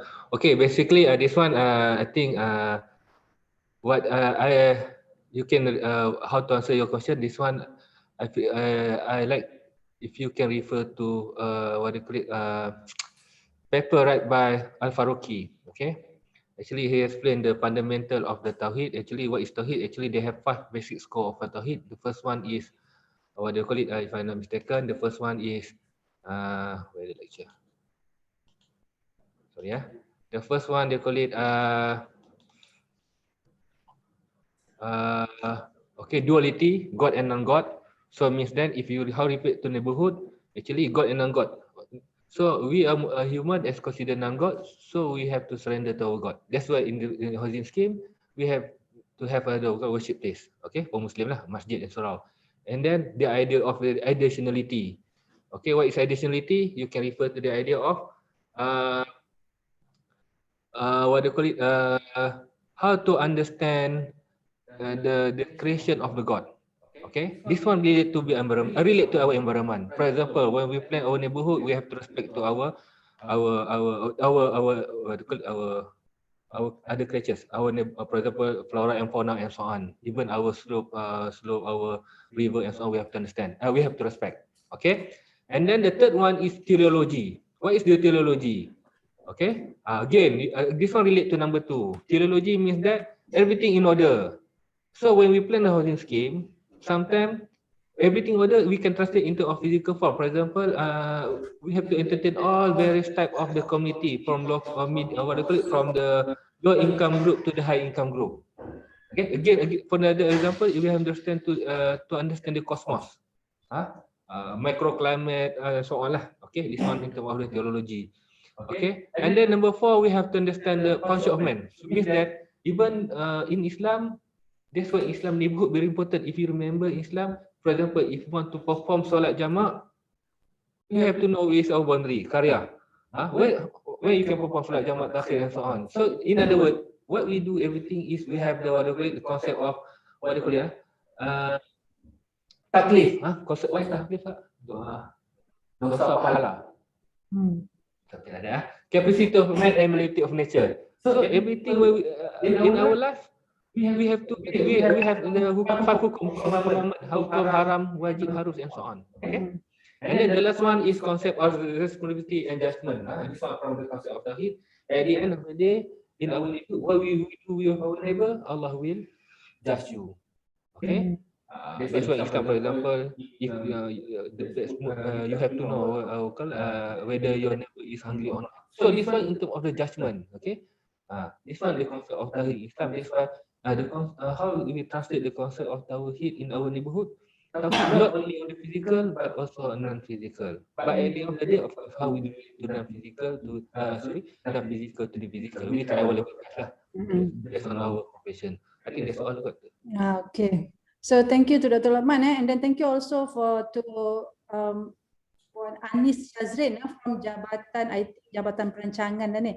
Okay, if I may add something on this. So basically, we are also thinking along this line, the translation of Tauhid approach, and basically our KAED philosophy of our education also is a translating the Tauhid approach in our curriculum of the built environment. That's why the idea of this webinar, we start with the town planning first, okay, with this kind of approach. Later on, we will have a lot more speakers throughout this year, basically. For example, on the 5th of May, Associate Professor Dr. Mazlina Mansur will be talking on the Islamic conscious design and environmental ethics in landscape architecture. So there is the title by our landscape architect who will be talking on the Islamic conscious design of our landscape. Okay, and then followed by architect Dr. Srazali Arifin, that will be talking on the Islamic principles in house design. So it's from the architectural perspective, what would be the best or the Islamic design of the house should be. So basically, we will base on the Islamic approach for our webinar series. What maybe then you need to follow through until the end of the year lah, because we have series until the end of this year. For 2021 is our celebration of the 25th kuliah. Okay, so now we move to the next question by Datin Nawina Muhammad Nawawi. What about neighborhood in high-rise accommodation? Okay. Okay. Dr. Lukman. Okay. Okay, yes. We okay. So mana jawapan dia? Okay, yes, you have the guideline on this one. Actually, you can refer to the planning guideline. Actually, the planning guideline talk about the landed property, high-rise property, commercial, what the worship place in commercial area and so on. They cover all aspect lah. Okay. Yeah, CIS. See? Okay, also in CIS 26. Commercial industry standard. This one architect. Okay. Okay. So I'm not very sure. I'm not very clear of the question. So basically, that's why I need to refer to Dr. Lukman, because when you what about neighborhood in high-rise accommodation? Do you mean for the high-rise, how it could be considered as a neighborhood? So that's how I understand your question. Okay, so never mind. Datin, we can talk later. Okay. Next, the question from Plan Malaysia, Madam Rosmizawati. Hi, Rosmizawati. You are our alumni. I know you. Okay. So your question is yes, provision. Oh, this is your answer basically. Provision for masjid and surau is allocated under planning guideline kemudahan masyarakat. Yes, so Madam Rosmizawati is providing an answer to that question just now. Okay, that means that our answer has been reaffirmed by our Town Plan Malaysia officer. Okay, next is from Tuan Zamri. Okay, the question is, in Islamic aspects, what is the best planning for tanah kubur within the masjid compound or separated away from the masjid? Okay, the question dedicated to Dr. Lukman. Okay, so maybe I start a bit. Okay, in the Islamic aspect, what is the best planning for tanah kubur within the masjid compound or separated away from the masjid? Okay, basically the original, if we refer to the history, yes, tanah kubur is within the masjid compound. Okay, but in Islamic aspect, there is no specific requirement saying that tanah kubur should be within the masjid compound. No, but it's just the principle that we learn from Islam, that this is for the purpose of efficiency or practicality, that when jenazah bin dimandikan, disettlekan dekat masjid, so it's easier for the jenazah terus dikebumikan. So ini menepati ciri-ciri prinsip Islam yang mengatakan jenazah itu perlu disegerakan dia punya pengebumiannya. That is the normally Islam dia bagi satu prinsip yang quite generic, simple macam tu. So we have to interpret it. Okay, so maybe that is the basis. But now due to the evolution, to the urbanization, we can see tanah kubur tu dah separated, dah jadi macam jauh taman. Sometimes even kalau kita tengok dekat Kedah tu, Masjid Zahir dulu used to be, kalau kita check dia punya sejarah, dia dah lah tepi sungai, and then dia ada masjid, dia ada tanah kubur, dia ada situ pun pusat pentadbirannya. Dan actually we used to study the urbanism of area tu. In fact dulu Sultan memang daripada istana tu naik lancar pergi ke masjid untuk jadi imam. Masa tu Sultan Kedah. Dan dia memang dekat dengan tanah kubur. But now dia dah terpisah oleh jalan. Kalau kita perasan dia dah ada jalan. So ini I think it's require consideration of our planners as well lah. Seperti mana yang Dr. Lukman mention just now, there are cases also yang kampung kadang-kadang dah terbelah dua.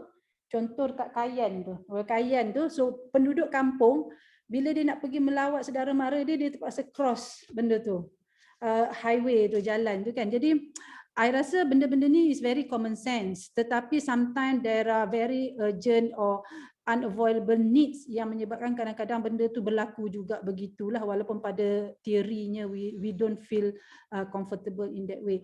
Okay, and then nowadays pasal tanah kubur ni, in fact in the urban setting we also think that tanah kubur to be integrated with recreational area. So I just share a bit my study with USM under FRGS, that we were thinking of in the urban setting, tanah kubur dijadikan rekreasi area, tetapi with a selected type of recreation that could be allowed.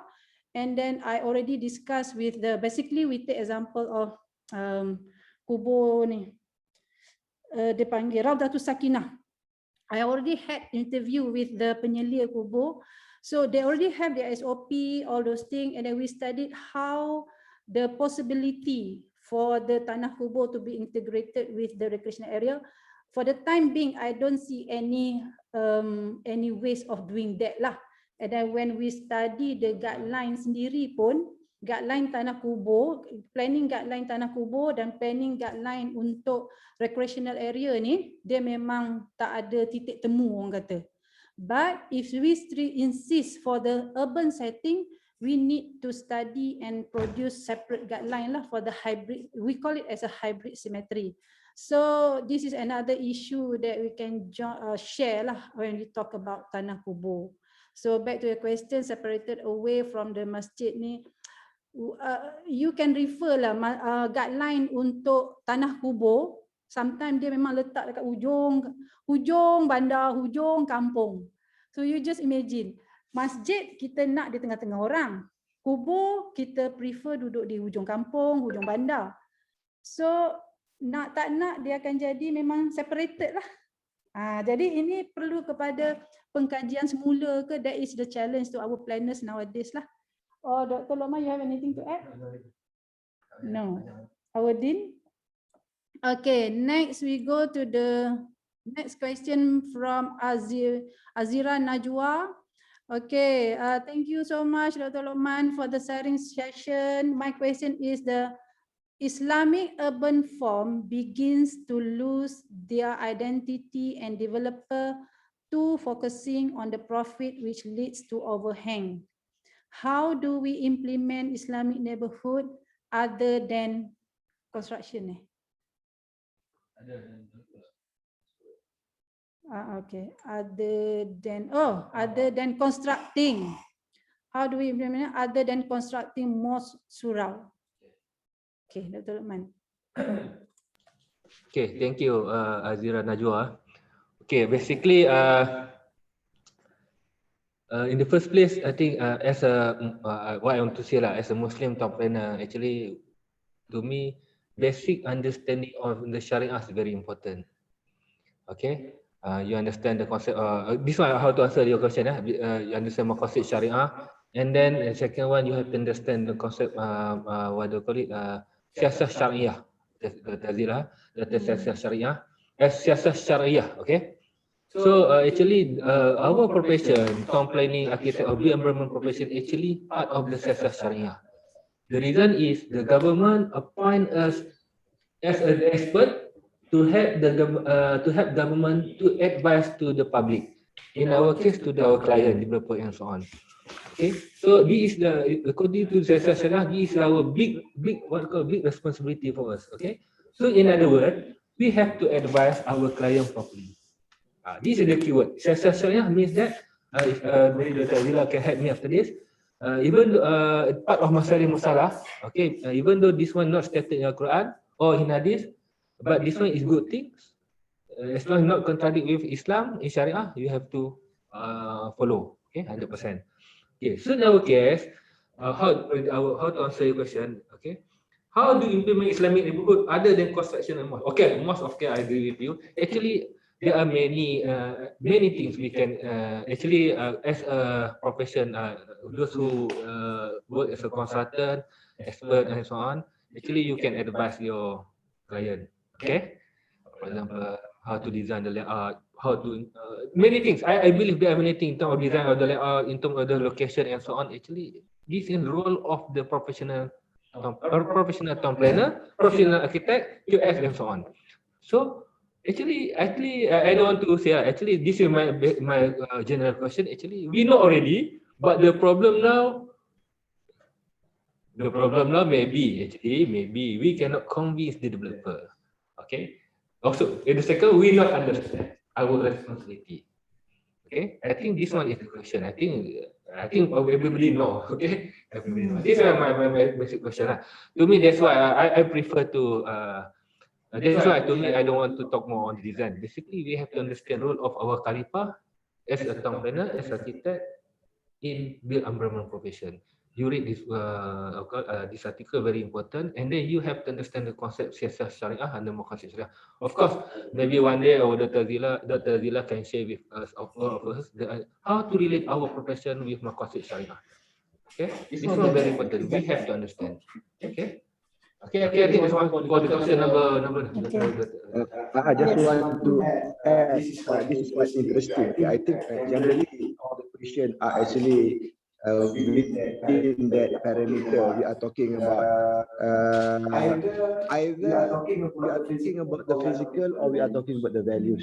Okay, so when we are referring just now to mosque, is actually referring to the physical, how we are putting that object into a very strategic location. Okay, either in the center of neighborhood or within the neighborhood or outside the neighborhood. Okay, but that one is more on object, more on physical. But I think in terms of planning or in terms of design, okay, what Dr. Lukman mentioned just now is actually how we understand the values, the Islamic values. Okay, I think most of the good things, okay, most of the good thing is related to Islam. Okay, it's not only about the mosque. Okay, it's not only about the kubur, but it's actually the overall concept of planning and overall concept of the architecture design. Okay, so understanding the value is very understanding important. the But Tahlili approach is actually talking about the values. Okay, okay, how we are making the urban design, how we are making any development in relation to Islam is actually related to a good value. Okay, that's why just now I also mentioned about Hablu minallah, Hablu minallah, because it's actually relationship, our relationship with Allah, our relationship between man and man, our relationship man and the environments. Okay, even Allah is safe. Allah is actually like something that is beautiful. Okay, something that is clean. Okay, something that is towards how we can express that is Allah is great. Okay, so this is actually the thing. If we want to convince our client, okay, to have a good master plan, a good township, a good development, is talking about a good values. Okay, and Islam have all that good values. Okay, that's why we try to relate that good values within the parameters of Tawhidic approach.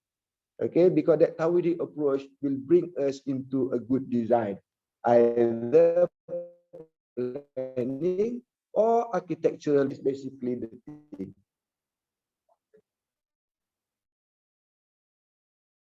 Speakers and our dean for answering the questions. So basically, I think the same question actually I posed to Dr. Suraya from Khazanah Research Institute last 2 days actually, because we have a session with Khazanah Research Institute.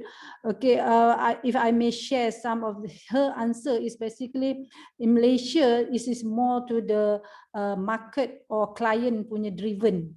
Development yang market or client punya driven. As simple as kalau owner tanah kata this is my land, so it is me what I'm going to develop on this.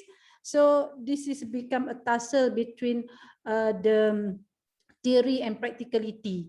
Okay, so how to be ideal in terms of our development. So we need to settle this, or not really settle. We really need to really digest this issue, come into the consensus between the developer, with all the policies for the government, all those things. I think the most important part is about leadership and our education lah. That is how we try to address this issue, is through leadership and our education system. Okay, next is sorry, I am TPR Tuan Zamri. Okay, soalan tadi. Okay, sorry. GPP melakukan tempat ibadat. Okay, next question is from Dr. Nikmatul Adha Nordin. Okay, the questions: how do we break the general perception that mosques only belong to the Muslim? What strategies can be made to change the role of mosque as a worship place to a community center within the context of our plural community?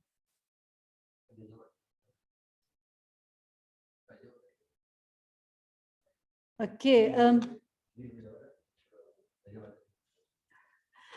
Okay, this is about general perception that the mosque only belong to the Muslim. To me, this is about our education lah, and then our understanding of the Islamic concept or the Islamic teaching. Okay, so that can break the perception. Okay, if we refer to the history, the migration of the Prophet to the Medina, and the role and function of mosque during that time, it is not only for the Muslim, and then it could be open for the non-Muslim in our context of the plural community. That's why it requires the Jawatan Kawasan Masjid. So we need, maybe we need a special SOP or policy to address maybe the SOP for the non-Muslim, to be in the mosque or within the compound or the thing. But basically it is very clear. For example, macam Masjid Putra, when we receive a tourist, we allow them, but with certain adab. So the same thing can be done to others masjid actually. So what we need is the creativity or the openness of the AJK masjid to devise that kind of SOP, and then to have activities with the society, Muslim and non-Muslim. Okay, just to revisit the role of the mosque during the Prophet time. Okay, to me it is allowable, but require kalau dalam COVID ni kita kata SOP ketat lah. So something like that. Okay. Okay, next question is by Anis Shazrin, I guess from Jabatan Perancangan here. Is it necessary to locate the mosque at the center? What if the mosque surau is located at the edge of neighborhood boundary? Does it comply the concept of Islamic neighborhood? Okay, Dr. Lukman. Actually, this one we have to what they call to realign our not realign lah, to think the concept of location of the masjid. Actually, this one is high accessibility, not necessary in the center of the neighborhood. This as long as near to the main road, it's okay. Consider high accessible to the high accessible to resident. You can locate that one. Okay, but in Islam, if I'm not mistaken, one of the what they call aspect in locating masjid actually not burden to the jamaah. Actually, for example, you locate masjid on top of the hill. This one is not encouraged. Okay, better in the low area lah, flat area. Okay, this one to me is okay. This one actually what we have to understand between text and what they call it, text and what hasrat actually is the how to say aim and the text. When you read the text only say in the center, but actually is the aim is to locate high accessible area. You remember lah, center in the desert area of highly accessible, but in our context not accessible lah. Okay, what do you call accessible to the main road. Okay. Okay, I think Dr. Lukman stresses on the accessibility. About the location of mosque, stresses on the accessibility. What is our target? The mosque is for the community, so it will be what would be accessible range within for that community. But if we said that for example, RNR, so of course definitely we will put at the tepi jalan. So it depends on our purpose, okay, about the location. But the most important part is about the accessibility. There is no strict rules in Islam saying that whether it is in the center or at the edge of the boundary, but Islam stresses on the accessibility and functionality.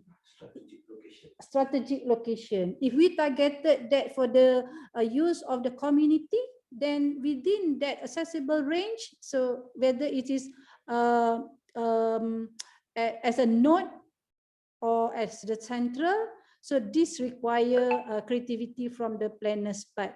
Okay, because I think in the previous time, we used to treat mosque as a landmark.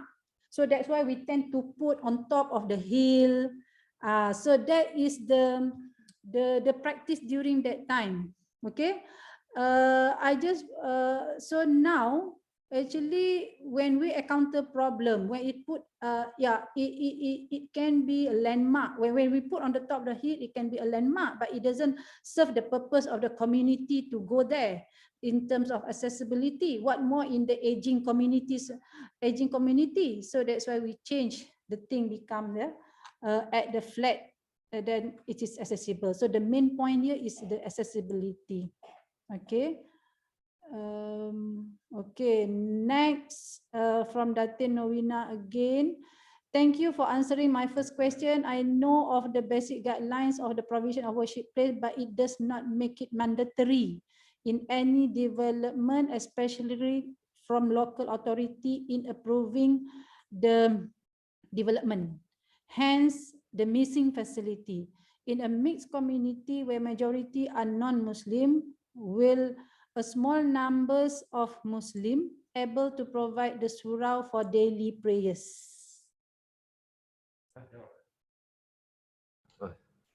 Yes, actually we can provide.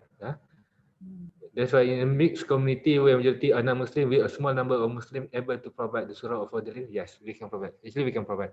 I think this one actually in our planning system, we have forward planning, we have urban control. Forward planning means that we plan for what I can say lah. I don't want to say forward planning. What I can say, for example, is local plan. Actually, local plan is the idea to improve or to provide facilities which not provide, which yet to provide at the local area. Okay, this is why the idea of the local plan. That's why sometimes public you can involve in the public. What do you call it? Public. What do you call it? Public participation. To complain, not to complain, to request and so on. Okay, I think this one actually yes, we can provide. No problem. Okay, so thank you, Dr. Lukman. Okay, next. Yeah, for Rosmilawati just now, it's not a question. Yes, it's not. This is your answer from you. So thank you. Datin Novina again, referring to my second question on high-rise accommodation. Oh, sorry.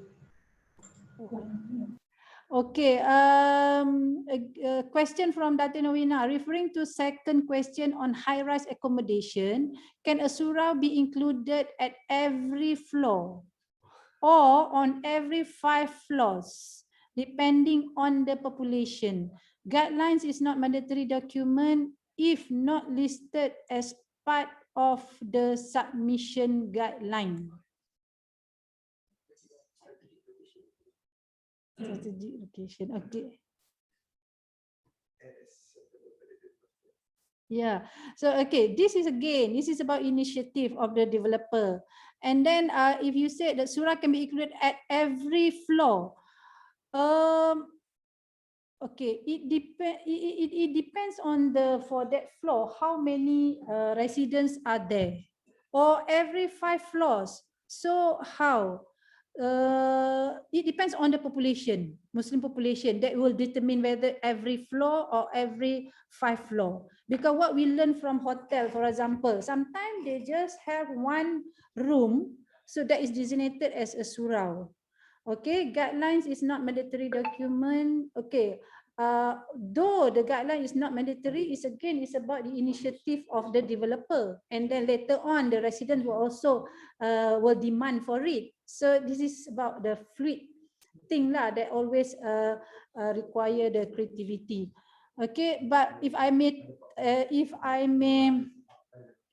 touch a bit on this, for example, when we develop tanah wakaf, okay, tanah wakaf, maybe there is wakaf khas. So the wakaf require or designated for surau or masjid.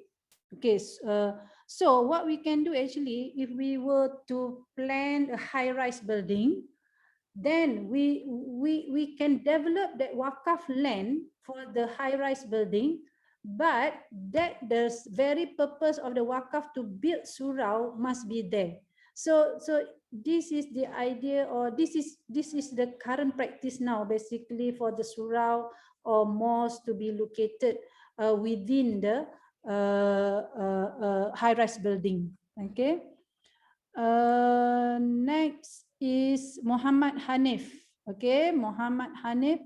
Doctor, what is your view on current practice for residential development for low-cost housing, low-medium cost, whereby the space for both type of housing is very small, high dense, less privacy, and extra?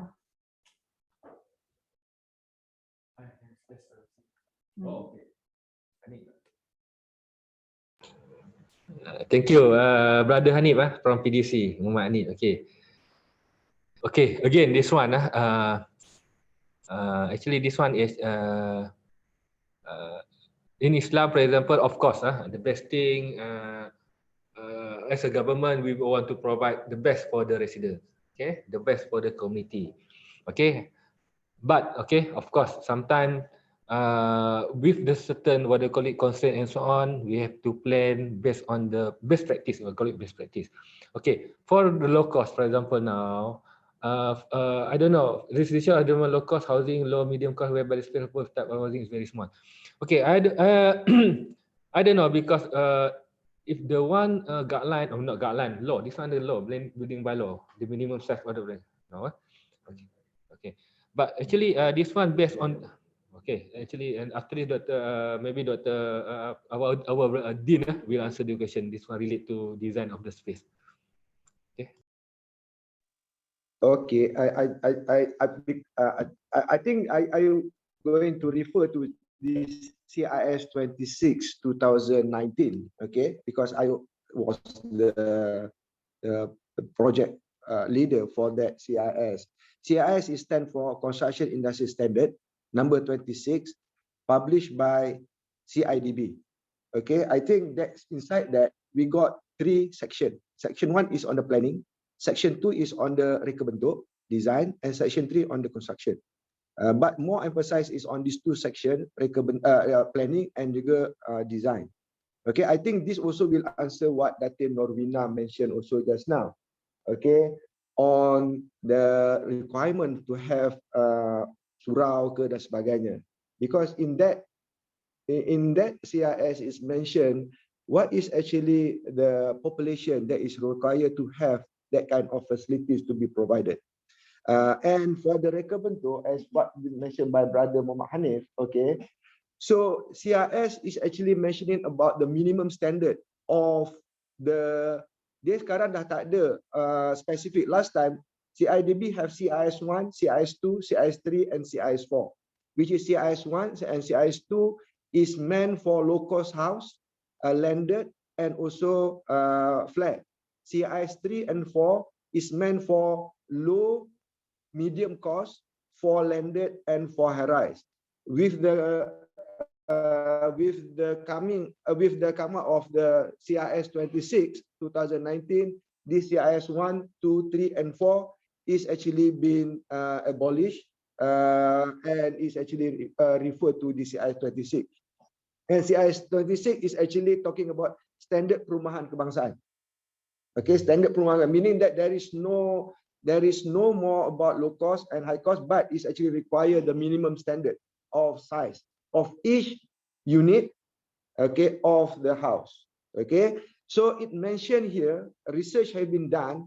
The size last time, I think Menteri KPKT, okay, YB Zuraida mentioned about 900 square feet minimum. Okay, so in this CIS is within that size, okay, but a bit lower than 900, 800 plus only. And this actually come from a research and a simulations, okay, by taking into consideration that is actually fulfill the needs of universal design. At least for a family type of house, there must be minimum 3 bedroom, okay, 1 kitchen, 1 living room, okay, minimum of 2 toilets, 1 for the master bedroom and 1 for the other 2 bedrooms, and also come with the drying area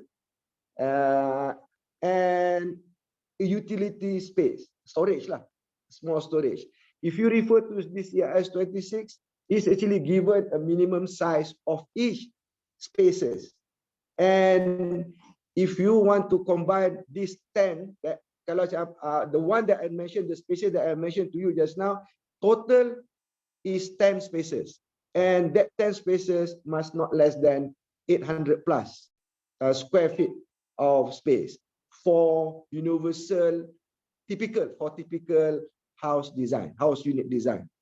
But the developer can go for 1 bedroom, but 1 bedroom is actually omission of 2 bedrooms only. The other 8 spaces are remain, and for 2 bedroom, there's only 1 bedroom was omitted. The other 8 spaces are remain there. Okay, and okay, and master bedroom can accommodate actually 2 maneuver for wheelchair for a disabled or for universal design purposes, as well as that master bedroom space can be used enough for single or a couple to do jemaah prayer for 2 person. Okay, it's already taken consideration about the Islamic principles, and also is taking consideration about the universal design. And also in CIS 26 is also mentioning about the provisions, okay, for the unit design or the space to fulfill the passive design strategies, especially the daylighting and the natural ventilation. And this is also in relation to UBDL, and the planning guideline is also was embedded in the CIS 26. So this CIS 26 have 58 pages altogether. You can download it free, okay, by typing in Google CIS 26 2019. It's free from CIDB. Thank you. Okay. Thank you, Prof. Raza. I think the Hanif, then Muhammad Hanif, you learn from that CIS 26 2019. Okay, I think we have to go quick. Maybe 5 minutes waktu kecederaan here. We just finish off the questions here.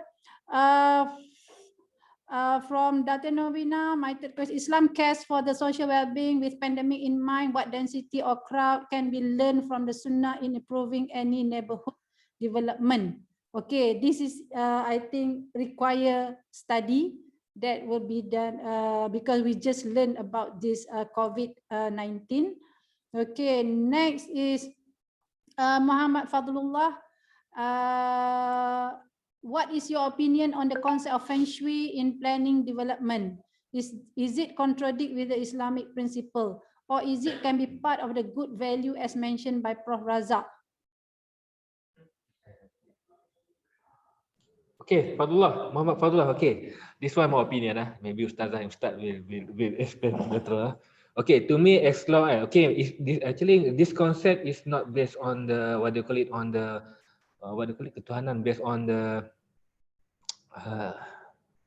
ketuhanan religious. Okay, this one just based on the. I think this function not based on religious concept. If I'm not mistaken, this one more on the what do you call it? If I'm not mistaken, maybe our friend from non-Muslim, maybe you can help me later on. But Feng Shui to me, as I know, this one not relate to the religion. This one more on the what they call it, environment, something like that. Okay, to me it's okay. You can use that what they call it, the principle in our design. But of course, which contradict with Islam, we cannot lah. That one, okay. Okay, so basically, is it contradict with Islamic principle? Okay, for us to know whether it is contradict with Islamic principles or not, we need to list down exactly that Feng Shui one by one. Okay, one by one, we list down, we study the rationale behind all those practices, and then we will look from the Islamic perspective, especially from the Aqidah aspect. From the Aqidah aspect. Only then we may know whether it is contradict or not. So that should be done first, okay, before answering this question. Of course, it will require one session by itself lah. Okay. So but basically that is the rule of thumb lah. Need to study one by one first. Okay. Okay, this is agree, client driven. Okay, this is just an agreement. I think this quite the from Madam Zainora. Oh, this is just the answer. Okay, the answer to Dr. Nick just now. Okay, and then the last one, Nur Hamizah. Okay, doctor, I just want to get your opinion regarding kubur to be located within the buffer areas. How does it relate with Islamic city concept? Okay, Dr. Lukman. Oh, secondly, what is your opinion on the idea of kubur bertingkat? Since it does have a big implication to our land use planning, especially 20. How does it relate with Islamic planning principles? Okay. Thank you, Nur Hamizah. Okay, the first one regarding the opinion. Okay, locating kubur at buffer areas. Okay, buffer areas. What do you mean buffer area? Buffer area is green belt and so on. So actually, and then to me, no problem. But you have to understand the function of the buffer areas. If that one just for the buffer area, like the green, what do you call it? Green belt, something like that. To me, very hard to answer this one. This one very subjective. To me, in certain part, yes, we can do. But in certain area, maybe cannot. For example, in urban area, maybe this one you cannot practice lah. Okay, where the high death population and then the public also sensitive to that one, you cannot practice. But where in the to me, where in the area where the public not very not very sensitive on this matter, you can practice. Because this one also to me based on uruf, based on the situation, Dr. Zila in the area. Okay, and then second one, kubur bertingkat. Okay, to me based on uruf. Okay, maybe today maybe the community not accept. Maybe next 10 years, next 20 years, where the community of the public people they accept the kubur bertingkat, we can practice. Okay, but sometimes that's why in planning, sometimes we consider the uruf, doctor, consider uruf, consider masalah musalah, consider istihsan and so on. Okay, this one part of the uruf, where the local community so far not accept, so better not create the conflict. If you create the conflict, you are in problem. Okay, but maybe we have to educate from time to time lah. Okay, thank you very much. Okay, so if I may add to this question, Regarding kubur to be located at buffer zone, sometimes we need to see also who's the owner of this buffer zone.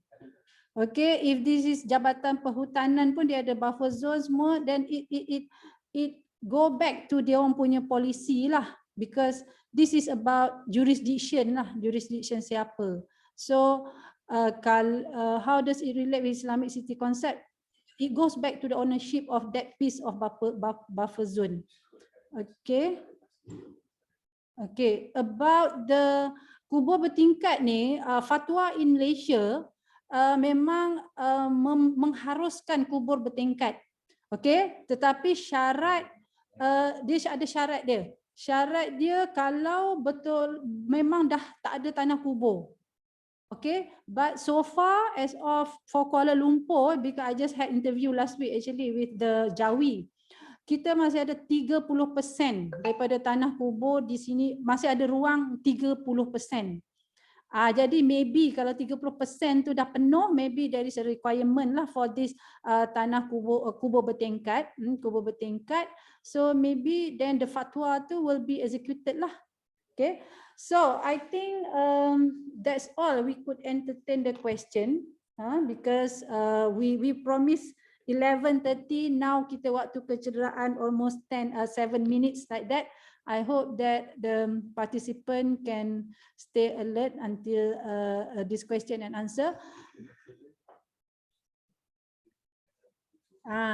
If you have further question, then you can further direct to our speaker lah, Dr. Lukman Hakim.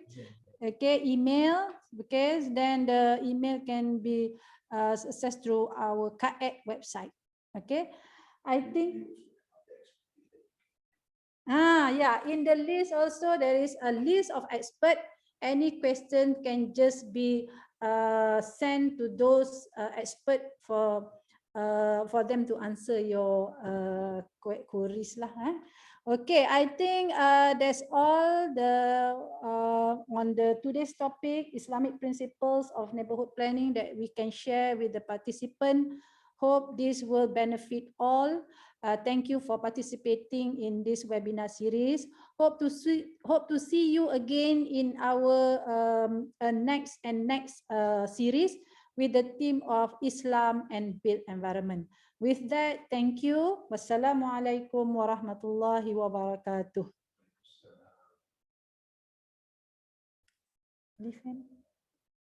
Yeah.